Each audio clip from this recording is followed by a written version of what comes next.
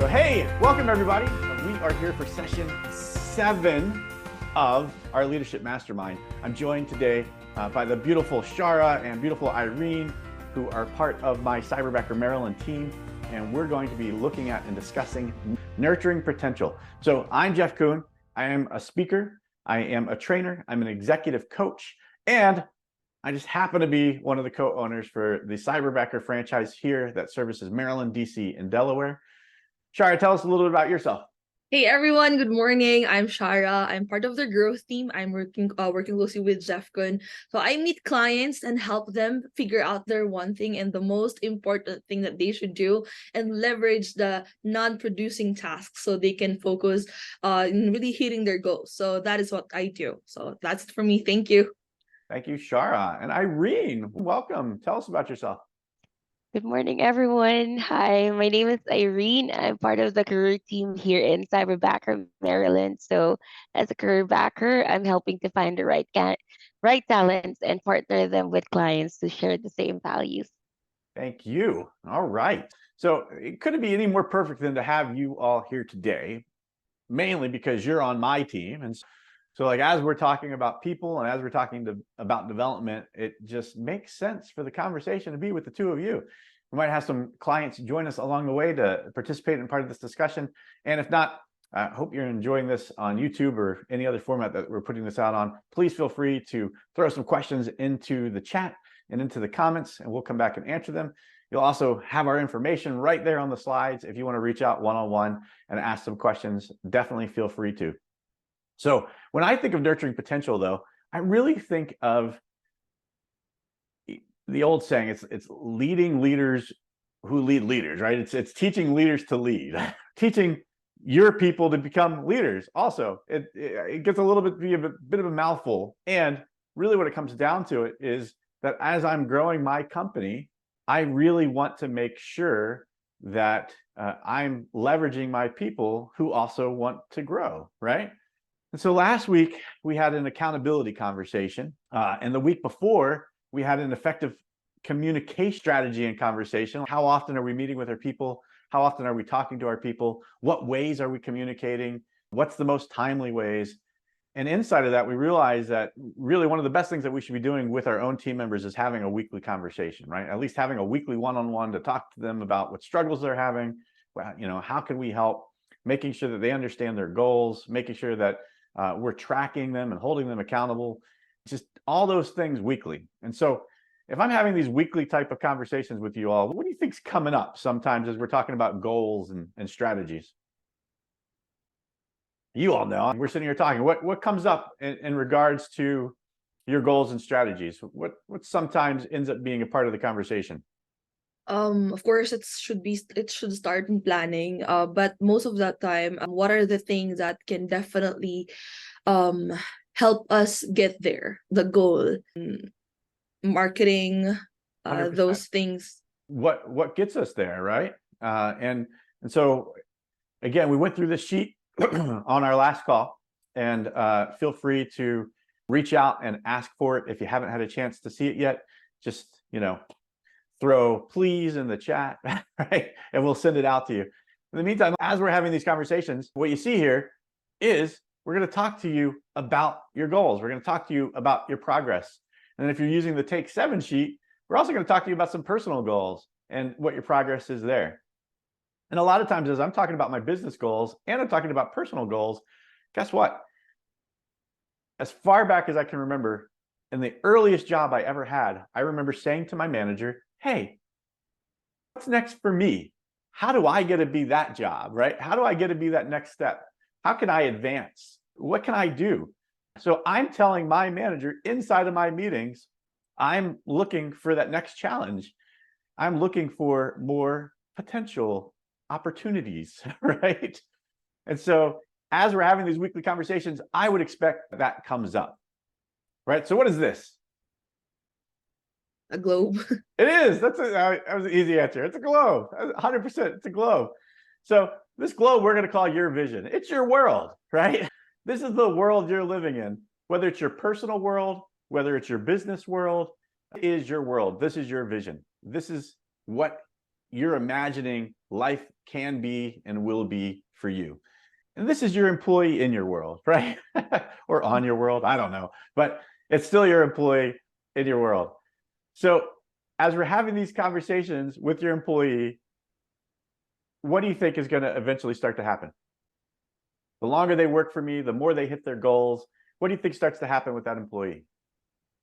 I believe that they'll enjoy it, to be part of the vision, or Yeah. If they stay around, then they're obviously enjoying being a part of the vision, right? And so as they're enjoying being part of our vision, their role in that vision could continue to grow, right? Mm. And so if their role is continuing to grow, what do you think's happening with their vision? Like it's they also want starting to. to grow, right? Oh yeah. Like initially when they get started, I've had people that I've interviewed in the past, and I've had district managers that I have to actually pick on about this, where a district manager won't hire somebody because they didn't say they wanted to make $100,000 a year in the interview. They're like, if they're not hungry enough, they didn't ask for enough money. Well, like there's no way that me applying to a job in my early 20s would have looked at anybody and said, I want to make $100,000 right out of the gate. My mom didn't make half that, right? My dad barely made half that. And my parents were divorced. And so they were both single family incomes on half of that. So for me to be one person thinking that, just out of the gate, I was going to make that kind of money probably would have been unreasonable. I didn't realize what was possible in a lot of these jobs until I started to work in them. And then I remember having a conversation one time at Chuck E. Cheese where they were like, hey, you're doing great. We're going to give you this new store. And hey, we'd like you to move up to Philadelphia and open up a bunch of new locations for us. And we're going to make this huge training center for you. I remember looking at them thinking, man, I don't know if I want to do that. Philadelphia, I'm a Baltimore boy, right? Be more. Yeah. And I'm not sure I want to go, but for the right money, I guess I will. So I asked them some insane question. I was like, well, pay me this. And they're like, no way. No way. Like, that's more money than we pay any of our other guys. I'm like, well, you're the one asking me to move. If it's more money, it's more money, right? So they said no. And the next day I got a call. He's like, hey, I talked to the VP, and the VP said, stop being cheap. Pay the guy the money. And I was like, well, shucks. Now I need to move. But what do you think happened in that progress, right? Went from a kid who didn't fight for his original salary as a store manager. Like, I thought I should have gotten more. I didn't fight for it. Now, all of a sudden, I'm the guy in demand, and I am fighting for the salary and the money that I think I deserve. And they gave it to me. And that's my vision growing. And not only was that my vision growing, but that was the company growing their vision to allow me to still fit into it. Right? I had just told them what I thought I was worth, and they came back and said, okay, we agree, you're worth this. And we want to keep you in our company. We want to keep you inside of our vision and inside of our world.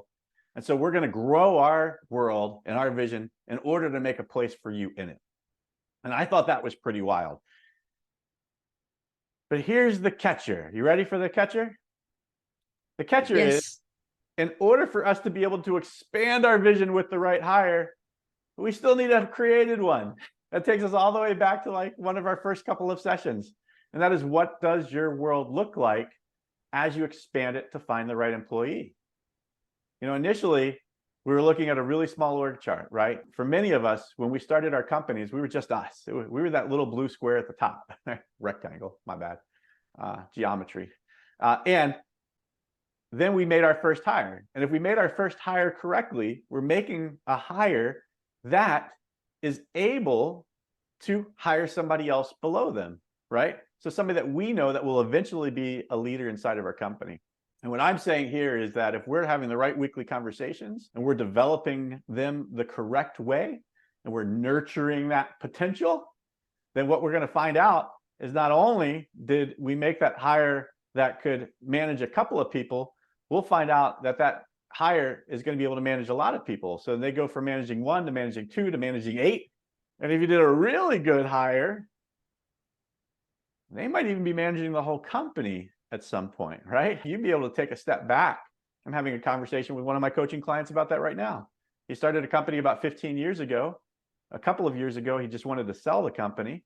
Now he's looking at handing off the company to a new CEO, and he's considering two people that have been working with him for a very long time and each running large departments. And so, how cool is that? He went from a company of just him and a couple of guys on a line to him and a large team to now he's going to take a step back and just be chairman of the board and watch the new CEO run the company, which is somebody that's been working for him for a while. So again, we're going to grow our vision in order to allow our employees to fit into it. So here's the question then.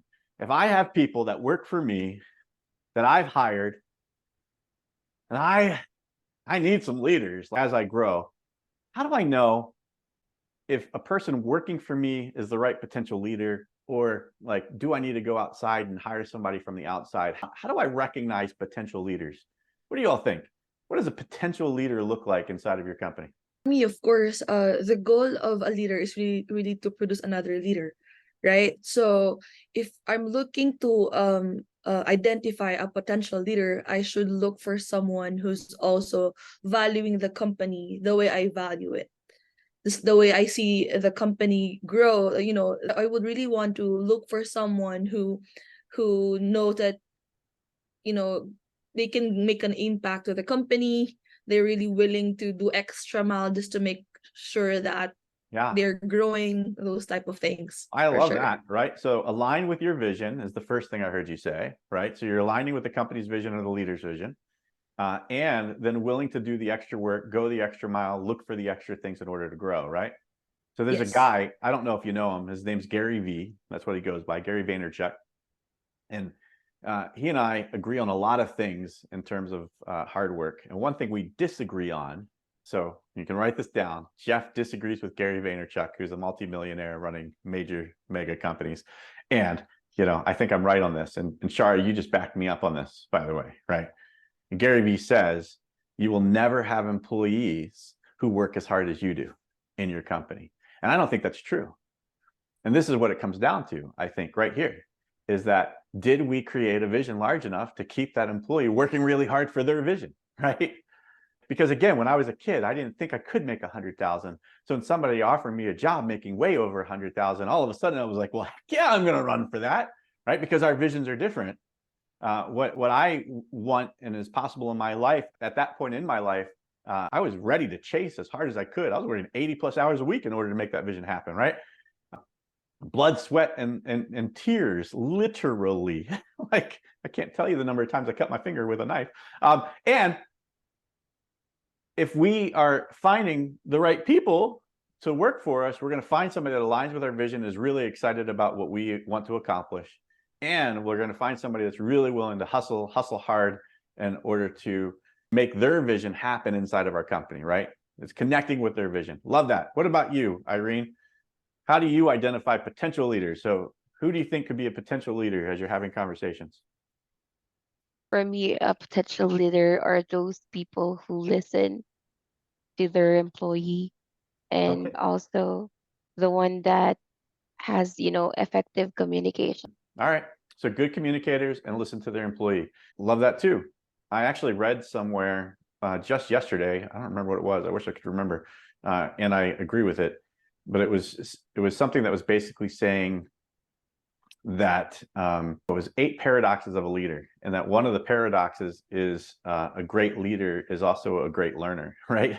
And that's one of those interesting parts about communication, is that as I'm communicating, I'm also learning from you about A, how I'm doing the job, and B, how the job should be done, right? Because if you're the one doing the job, you know a lot better than I do, even if I've done the job before, at how the job is working today, right? None of us should be so ego driven that we think we know all the right answers, especially when I'm not spending 40 to 50 hours a week doing your job, right? Fair? All right, love it. So how are we talking to our people about that? How are we communicating that?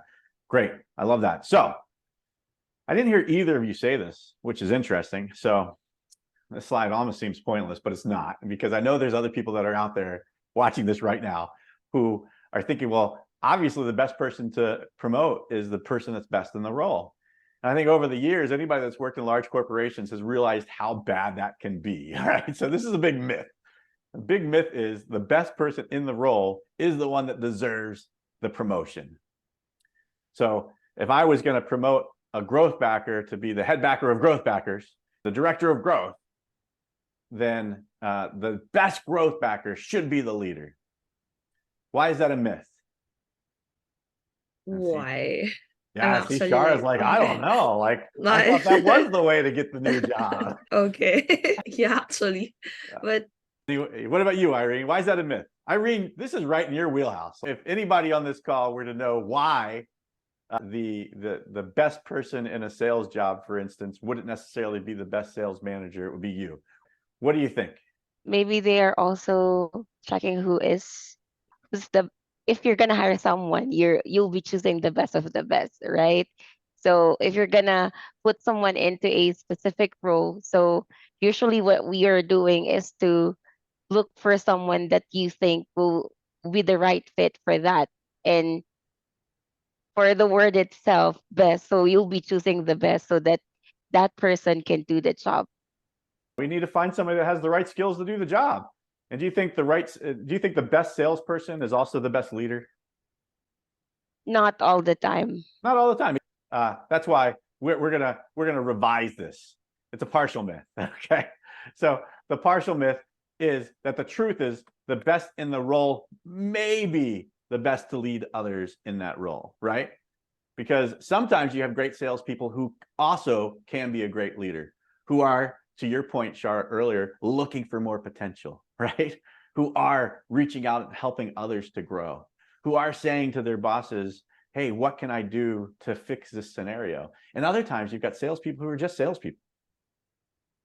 They're not involved in the team meetings. They're not helping anybody else that are on their teams, right? Like they're going out there, they're doing their job well. I'm never going to let them go because they're killing it. And they've got no desire to be a leader, and their skills don't match up. We've given them their personality assessments, and the personality assessment says you should not have this guy as a leader. And they agree.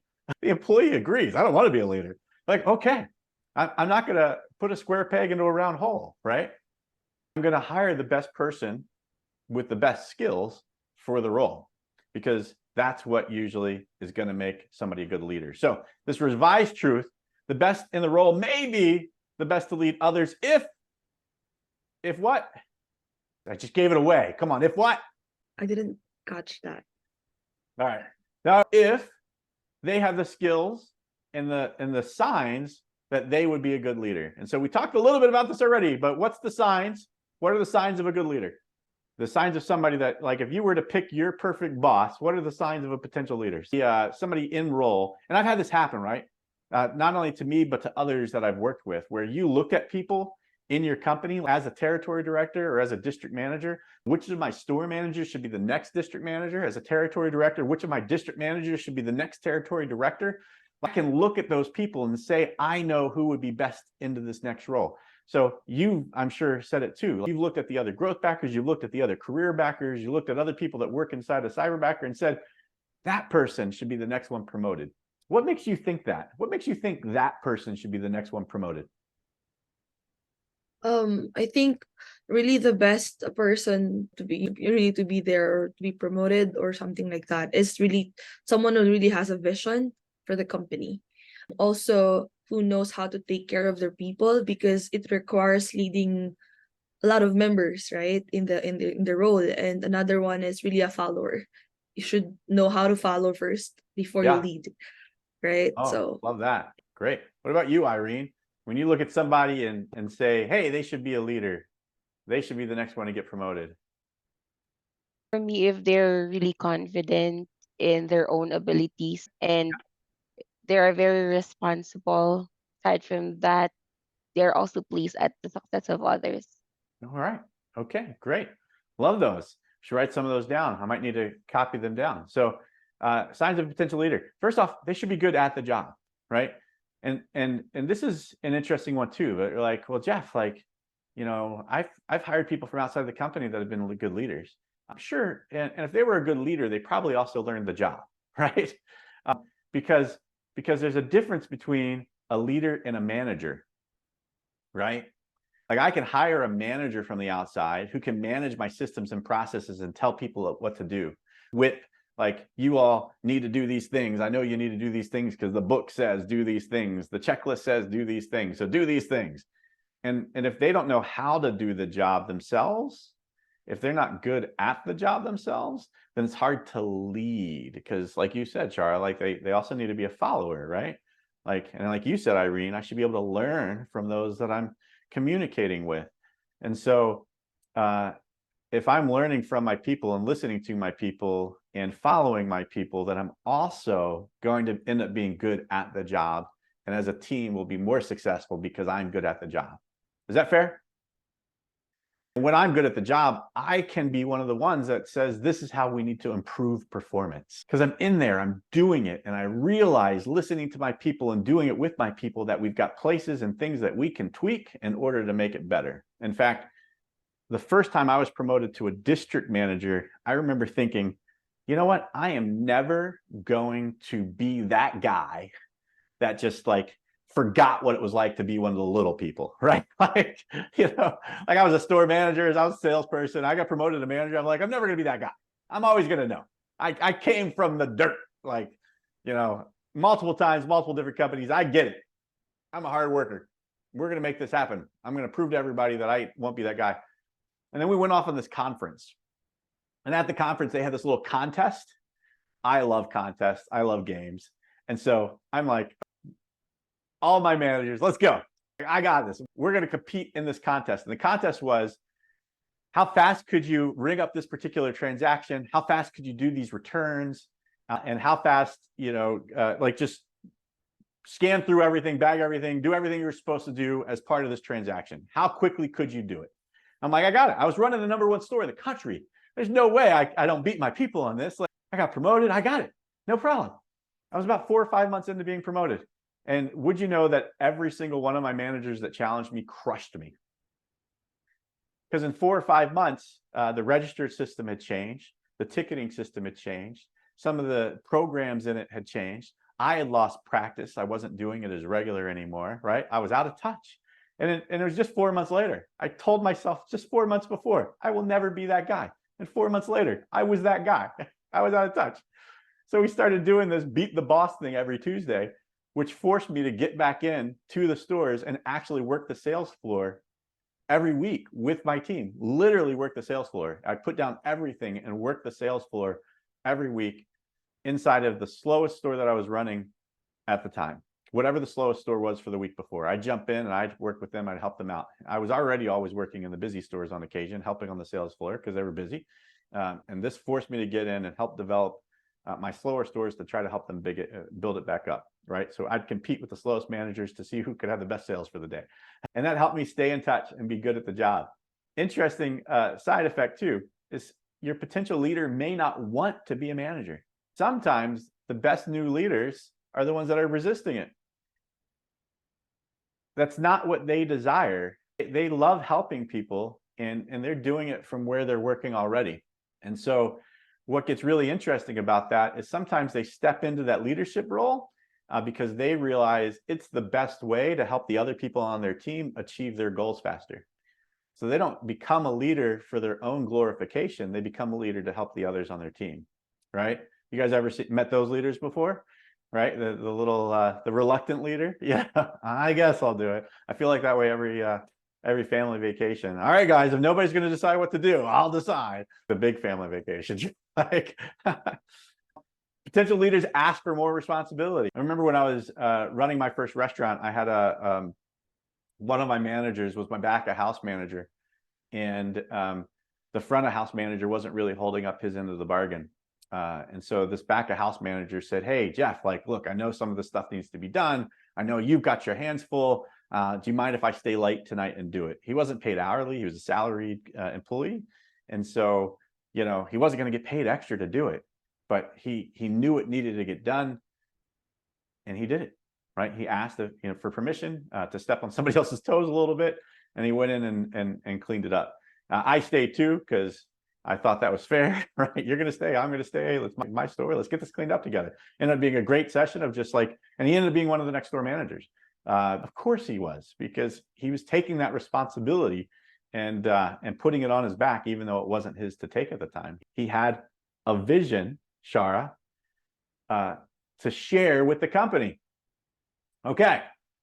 Takes time to help others on the team without being asked. And we already went through some of the anything else's. So now we've identified what the sign of a good leader is. We've realized that not all the skills fit, depending on what role it is that they're holding. So what do you think we need to do to start nurturing those potential leaders and helping them to become leaders inside of our company? And I told a story at the very beginning with the Chuck E. Cheese, and they made a position for me inside the market. We're literally building a new location for me.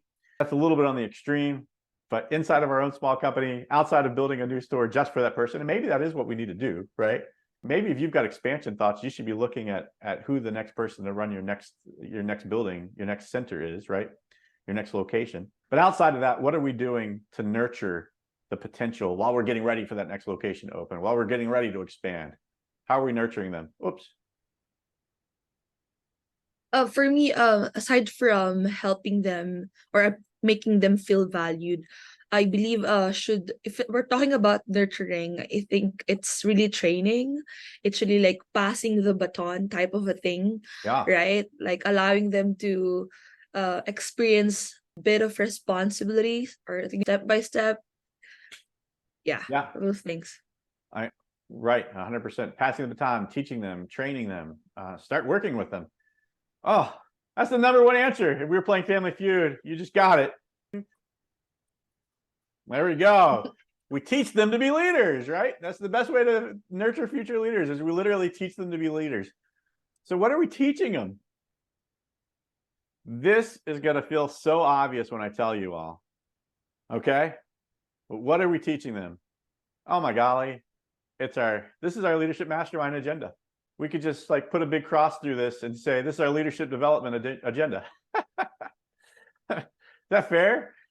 All the things that we just learned to do or made sure that we're focused on doing in order to become a better leader ourselves, it just happens to be the same things that we should be doing and teaching and working with our people on it. And would you believe that the more you teach somebody else how to become a good leader, the better leader you become? Because now I'm a leader who's growing a leader, right? When you teach something, you've got to be better at it. You get better at it yourself. You realize the holes in the process. Have you ever taught somebody something? You had to have somebody like mentor under you and learn from you in order to grow in the role. So after you taught somebody something, what did you learn about yourself in the role? What happened to me, if ever I'm like mentoring someone, I tend to reflect on what I do and evaluate, because I'm teaching it, and am I really doing it? So that's the question that I tend to ask for myself. Yeah, love that. Irene, have you ever had to teach somebody how to do the job, and while you were teaching somebody how to do the job, you realized, oh shucks, I can't teach them that because that's not right? I always make sure that if you're gonna, teach someone, so you should teach them the right way on how to do the things that you're doing. Yeah, and I'm like, shucks, that's a shortcut. Maybe I should stop doing that too. So I get better when I teach others how to get better. Again, crazy paradox. It's one of those things in life, that says to me, I think our purpose in life is to help others get better. Because when we help others get better, we get better too, right? And it's not meant to be a selfish way. It's just meant to show that like I grow by helping others grow. And I want to grow. And so I'm going to grow personally by myself, and I'm going to grow collectively working with others. That just feels right to me. So these are the things. We're going to run through these things real quick. I know we've just done it over the past 6 weeks. And we're going to do it again really quick here. We've got defining your role, building your organization, finding and hiring talent, welcoming our winners, leading a team, holding your people accountable, and then finally developing them. So what is this? It's defining their, play the game. Come on, just guess. Defining their, what does it look like? Role. Defining their role. Come on. King of bread. Defining their bread? I don't get it. Defining their roles. Would you believe that as you're developing a leader, there's 2 things that you need to define? First off, you need to define their new role. It's going to change their job description, right? And so you're defining their role with them, and you're having them define the roles of the people that are what? The people that are going to be working for them. right? Because we already know who we hired. We hired that person in the orange, and they're going to be hiring people underneath of them. It makes no sense for me to hire the people that are working for my person, right? Like, then it's my team, not their team. They're going to come to me with all the problems. Like, I have to teach my person how to do the interview, and teach my person how to write a job description, how to go through applications, and how to find their unicorns, right? How to find and interview and identify the unicorn on their wanted poster that we've learned from. And then I'm going to have to teach them how to onboard them, right? Because again, it's their team. They need to run the orientation. I might stop into the orientation and introduce myself, sit through the lunch, shake some hands, listen in, make sure that my person's doing a good job with the orientation. But if they're the one running that person and managing that person and working with that person day to day, they should be the one conducting their orientation, right? Make sense? Yes. Welcome them, cheer them in, bring them on board. They should be the one having the weekly conversation. It's their person. It's their team. They should understand their goals, where they're at, what the gap is, what their successes were, what their personal goals are, and what they want to achieve. They should be tracking their performance and being the one that's jumping on the call and going through their numbers and understanding, again, what are our leading measures? What are our lagging measures? And what am I doing in order to achieve those numbers in each area? And then finally, right, they're creating that big vision. They're aligned with our company's vision, but creating that big vision for their people to fall into. Because like if we went back and looked at that org chart again, that org chart had several different layers. If I want to move from trainer to manager, from manager to general manager, from general manager to district manager, from district manager to territory director, whatever the steps might be in that particular company, or district manager to CEO, again, whatever steps might be in that particular company. If I want to move up each of those steps, I need to create the vision for the people underneath of me to show them that same path. What is the career path here? Look, I'm doing it. You can do it too. And I always like to hire, by the way, here's a little hack. I don't have a slide for this. Maybe I should go back and put this in. But here's a hack. I like to hire people that want to beat me to that next level. I believe in that one, Jeff, because the goal of a leader is to produce a leader that can do greater things than what you can do. So if I'm gonna hire someone, of course, I want to hire or look for someone who is really better than me. I think that will be great, because me personally, it feels great that you're part of their journey, because you're leading them and now they're greater than you. I think that's great. It will, I just know that it feels great. 100%, for sure. I helped train a manager that's a VP at a company right now. I trained it, you're right. And we were competition against each other for years, both as training managers of our own locations. And so exactly to your point is that if I hire somebody that is better than me, it forces me to grow my game, right? I got to get better at it, because again, I have to create this world for them to live in. And as their vision grows, my vision has to grow in order to keep that talent. So it forces me to run harder, A. And then B, it's just like, I believe in the vision of the company. As we create more opportunities in this company with amazing hires, amazing things are going to happen. And there's so many people out there that are afraid to hire people that are better than themselves. They're intimidated by that fact. Well, what if this guy gets promoted? Well, you're the one that found him and hired him and trained him and promoted him, right? That's a great sign on you. I used to have a boss told me once, way back when, that as the general manager of a company, I should never be the one to take the credit for the good things that are happening in the store. So if you ever have like a corporate visit, or somebody calls, or on a conference call, or you're sitting around a mastermind or something, and people are talking about like, what did you do to be so good? And I say, well, it was actually all my people, right? Like Jen's running this area, and Pat's running this area. And these are the things that they're doing. These are the things that we sat down and discussed and decided would be a great way to make these areas more effective and more efficient. And these are the successes they're having. Oh, and she hired this amazing person last week or last month. And like, they're doing just great things, right? Like, when I give that credit to the people on my team and don't take the credit for myself, what do you think happens? That's not the answer. I just put that up there. But what do you think happens? Bigger opportunities for them as well. Bigger opportunities for them as well.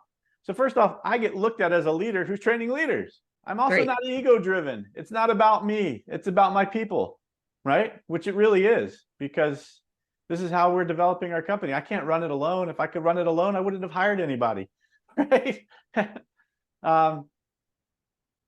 We are putting our people forward and recognizing their successes, right?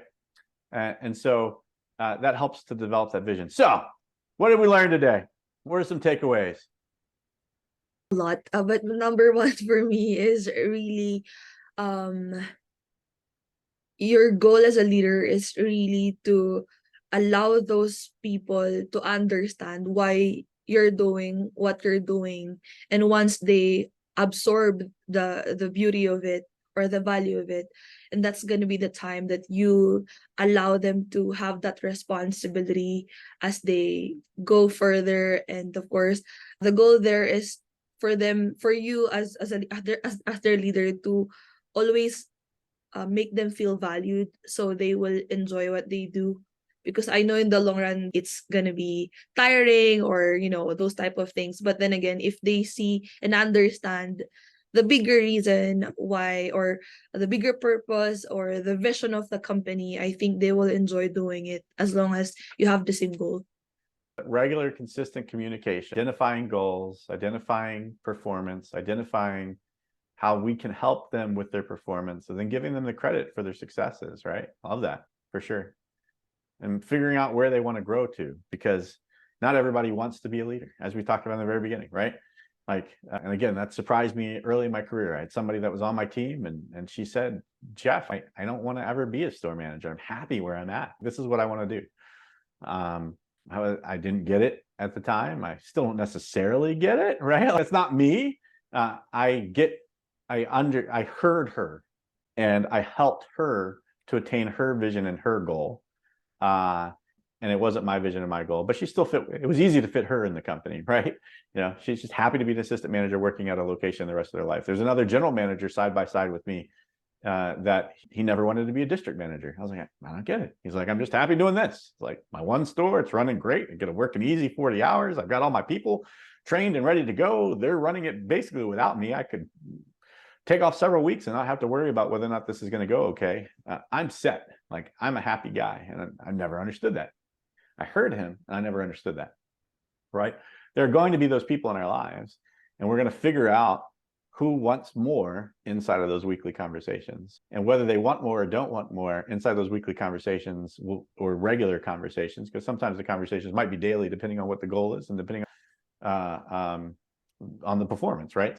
But inside those regular conversations, we'll also realize and be able to help them what they need to do in order to hit their best potential in whatever role it is that they hold in the company. Love it. Any takeaways, Irene? Any last thoughts? For me, the right hire will be the one who will fits your vision, because that, people or the team that you'll be hiring who has the same vision will, you will grow together. Oh, I love that. Yeah, the one that has that shared vision and grow together, or the right vision and grow together. Perfect. Okay. So next week, this is the wrap up. So anybody watching this, depending on when you watch this, reach out if you have any questions. We've just gone through 7 weeks of developing systems and models and methods inside of your business for you to look at how you can define your role as a leader, what type of leader you want to be, what type of company you want to grow, who it is that you're hiring, how it is that you're communicating with them, how it is that you're nurturing them and training them, and then finally, how you're developing them in order to become future leaders as your company grows. So if you have any questions about any of that process, either reach out via email or phone and say, hey, I'd love to take some time and figure this out with you, or show up next week, depending on when the call is. All right, show up next week and let's jump on. Irene and I will be here, and we're going to break down some of these systems and processes with you and figure out how your system can either more closely align with what you're looking for in the company, or just really start to nurture the growth that you're looking for. So again, if you need my information, here it is. Reach out and we'll talk some more. And until then, thank you all for coming. I really enjoyed this Leadership Mastermind series. I'm looking forward to doing it again sometime real soon. Thank you.